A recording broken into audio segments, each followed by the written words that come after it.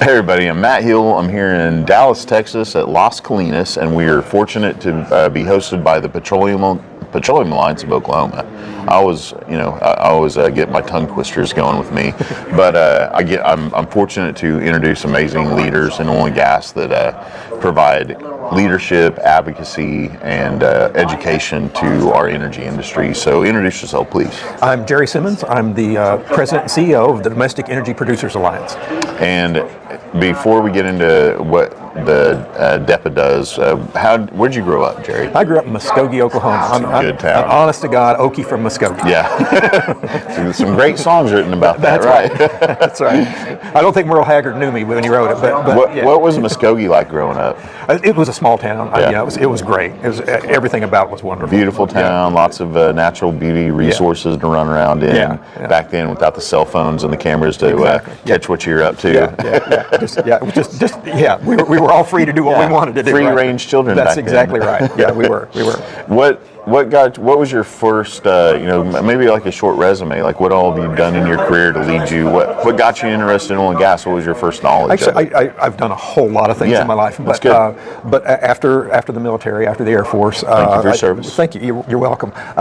Went back to school and got a degree in geology. And actually, I thought I would go through and get a PhD, and I'd end up teaching in some small school somewhere because I was really and truly just a rockhead, just a real geologist. That's fantastic. We need those. Very much. Yeah. But when I came out of school, it was 1980, and the oil boom then was just taking off. That boom was taking off, and there were these great jobs to be had looking for oil, and not these shale plays that we have now. This is the old-fashioned geology where you were looking for carbonate rocks or sandstones and little stuff. bubbles. Little bubbles with vertical wells, and so and I did that for about 7-8 years, and then ended up at the Interstate Oil and Gas Compact Commission. I was the associate executive director there for 6 years. I was a contractor to a Department of Energy National Lab, doing geeky science stuff there. That was a lot of fun. I've kind of bounced around a lot. I worked for the National Association of Royalty Owners. I was their executive director for 13 years, and that's where I met Harold Hamm, and Harold had just formed the Domestic Energy Producers Alliance. This is about 15 years ago,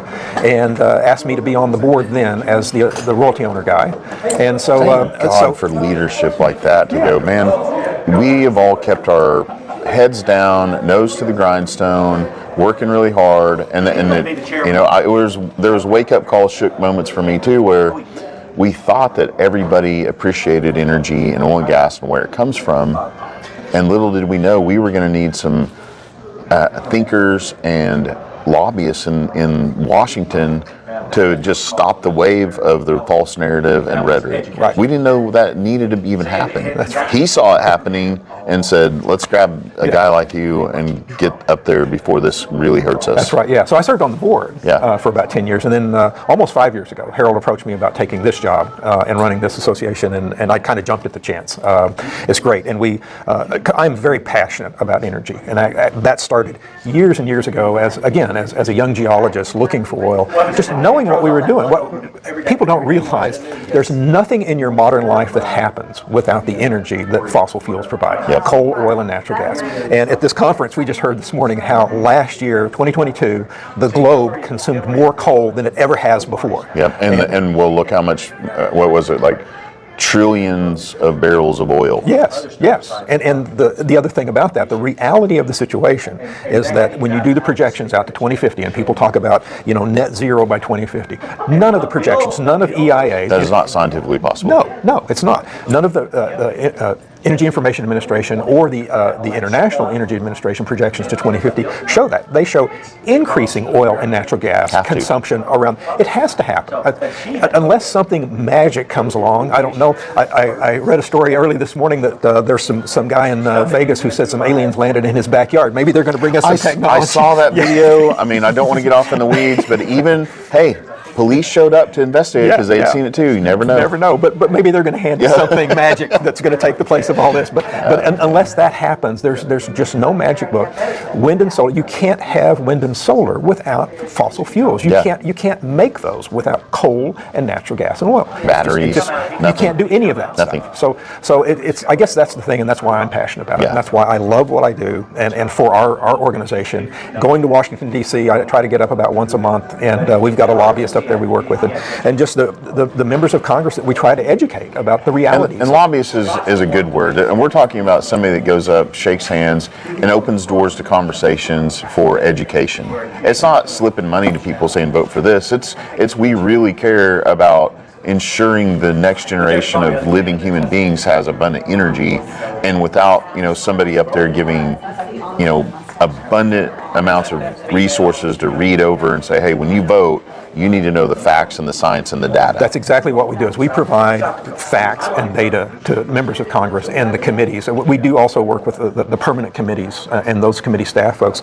And we tell them every time we're up there, if you need information, if you want honest, reliable information, please give us a call, and we will present it to you, and we'll source it all. So we're not making it up. That this is real stuff, and it's not like some of the green groups will just go say, well, this is bad because we said so, and you say, well, why do you say so? And it's just because they're opposed to us. Period. And we try to provide facts and figures and data to back up everything we say about what we do and why it's necessary. The whole business about EPA's new methane rule that's coming out. And is that in what's the infrastructure bill called that everybody's working on? I know. I just lost it. Yeah, I just lost it too because my stomach hurts just reading it, and going, this is the worst thing that could ever happen to America in my lifetime. Well, there is no infrastructure being built. That's the problem. Yeah, we need pipelines. We need, hey, everybody, do you know that once you pull oil out of the ground, it needs to be refined into all these products and uses? And we are not building refineries in America. That's right. So all of our energy, we're outsourcing stuff to possible countries that do not believe in freedom and liberty and are against, our way of life, which is, a very opulent way of life. Yeah, that's exactly right. And we need the infrastructure. And we had our annual fly-in in Washington, D.C., where we take our members from around the country to go visit with members of Congress once a year. We did that a few weeks ago, and we had one of the Federal Energy Regulatory Commissioners come talk to us. And he painted a really scary picture for us about this country and our infrastructure needs and how they're lacking. He talked specifically about several northeastern states, some of the New England states, and how this past winter they kept the lights on by burning diesel in diesel-powered generators because just a state over in Pennsylvania and then into Ohio, they've got the biggest natural gas field in the world, and they won't let a pipeline come into them. New York State won't let them build a pipeline. We talk a lot in Oklahoma because we're sitting on the Dubai of, natural gas if we wanted it to be. If we truly went all natural gas for heating and energy use as far as electricity and everything went to natural gas power, and then we start using oil like it should be in products. Instead of heating oils. Don't burn oil. Make that into the products we love and cherish. Natural gas is the best way to go about, the electricity side of things. That's exactly right. Our world could change very quickly. For everyone. That's affordable exactly right. and abundant energy like we likes have never seen. And we've got, and again, one of the presentations this morning talked about the amount of natural gas we've got and how we can provide that to the world in the form of LNG. We just need the infrastructure here to get it to the facilities. Of course, we've got to build those facilities. I would challenge our leadership right in Oklahoma. Entice an LNG company to set up at the Port of Catoosa. It's not the Gulf. It's not the East and West Coast, but we can still put it on little barges and get it out to people once those start coming. Hey, guess what? In and out. We got this. I think it could probably work. Why not? Or at least set up my neighborhood with a little generator for every single house, right? I tell people all the time, I think the way sometimes our leaders think about it, and I see the way where they want to take power from its citizens is, well, maybe they don't like oil and gas because of the freedom we can provide. I could put a well outside of my neighborhood, pipe natural gas to every house, provide everyone with a generator. Anything that's outside of the scope of the energy we needed for that neighborhood, well, I can turn it into Bitcoin now on a pad. So now I have my own currency and my own energy. Wait a minute, I'm off the grid. You are off the grid. That is terrifying to governments and empowers people. It probably would be, Or we can go this solar and wind kind of direction, and they can call you up for your I would say social credit discrepancy that you posted on Facebook that day. You go, we've turned your power off. That's right. So, That's right. You know, stuff like that, overreaching, policy is really scary. Well, and that's where we are. Nobody probably really saw it coming with the Biden administration, the way we've experienced it. The overreach by the federal agencies is just unbelievable right now. As an association, we're involved in 3 lawsuits right now against the EPA. The California waiver that they've extended. There's now another California waiver for diesel for big trucks, and they're going to put people off the diesel trucks off the road in California. How are they going to get their goods? I mean, I don't understand. So we're in that. Patagonia backpacks. There you go. That's it. All made by oil and gas. Yes. So go pick your own fruit, everybody, in the orchards that we don't have fertilizer for anymore. That's right. Yeah. Well, and again, that's a point that a lot of people are missing, is that in Europe this past year, they shut down most of their fertilizer production, and that's because it comes from natural gas. Yeah. And the projections for crop seasons this year and next are pretty dismal. And if people start starving to death because we feed the world from natural gas and oil products. Yeah, that's right. We've never been able to create more production from an acre of land than we have now. That's right. We can feed so many more people because of oil and gas. Yeah, we've got, actually, one of our board members is Chris Wright, the CEO of Liberty. And, I love Chris. Thank you for what you do, Chris. Yeah. He's fun to talk to. He actually said, let's look at, in a recent debate I saw him in, he said, let's look back to the beginning of the last century. And he said, since then, what we've done, and it's the advent of energy. Number one, that's what happened, was we went from whale oil and all. So we learned how to refine. Whale oil to what we have now. Yeah. We learned how to refine the products that came out of the ground, and so that enabled a lot of things. But he said, what the big things? Look at the big things. He said, we doubled life expectancy in this country. Everybody gets to eat better. We have medical facilities now that they didn't have back then. We have indoor plumbing, all these things. And then what did we do? We spread it around the world. And so now the average age on the planet has doubled. And so everybody's eating better. The number of people that are in abject poverty, the number of people that are hungry, all of those things have dramatically changed because of energy, because of reliable, cheap energy, and that's what we do. All of the catastrophizing around weather events, and regardless of where you fall on the science out there, but most of us have dug into this. If humans have an impact, it's minimal. If fossil fuels have an impact, it's minimal. But fossil fuels make sure that all of us have a more comfortable way to protect ourselves from weather events. Well, and again, when you look, if you really want to study science, a lot of people say, well, you got to look at the science. Let's talk about that. What are we? Look at the history.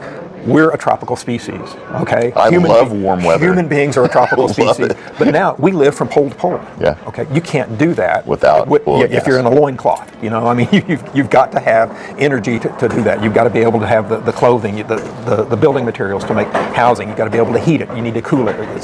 So all of those things people just forget about, or don't pay attention to what they learned in junior high and high school and in science class. They completely forgot about it. Well, it's up to people like you to inspire guys like me to be dumb oilfield jocks to go, I'm going to start a podcast. There you go. And I've got a leader like this that I want to talk to. Oh, that's great. Yeah. So how do people support your organization? How do people reach out and get information? Where's the best way to reach you? Your website? We've got a website, depausa.org. And that's the best way to find us. And we're a membership organization, and there's no membership scale. We've got people that contribute quite a bit of money to us, and we've got people that give us $100 a year to be a member. So that's what we do. We do have a PAC, a political action committee, and we take donations to that are not tax deductible or anything for any purpose. And we support political candidates that think like we do. Yeah, who you need to get Stephanie, out there. She needs to get on that campaign trail. Yeah, I always think about her. I see her in all your stuff, and I'm like, it's time for us to vote for you. I know what you're up to. It's pretty great, but go be in Washington. She'd do a great job. I think she'd do a great job. We love Stephanie. Yeah, she's on our board. I know. We love her. Yeah. You have a fantastic membership.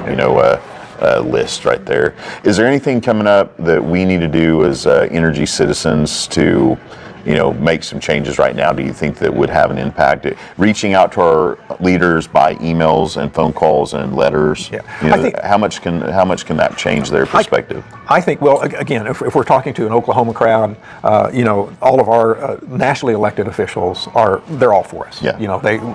They get it. They understand about Oklahoma. They understand Oklahoma's history and what it means to be an energy state. And so there's not a whole lot there, but any just normal citizen should pay attention. I think that's one of the things that I always try to say to folks. My family, friends, and neighbors. I talk to them. I might get my little I heart fossil fuel pin. I wear it.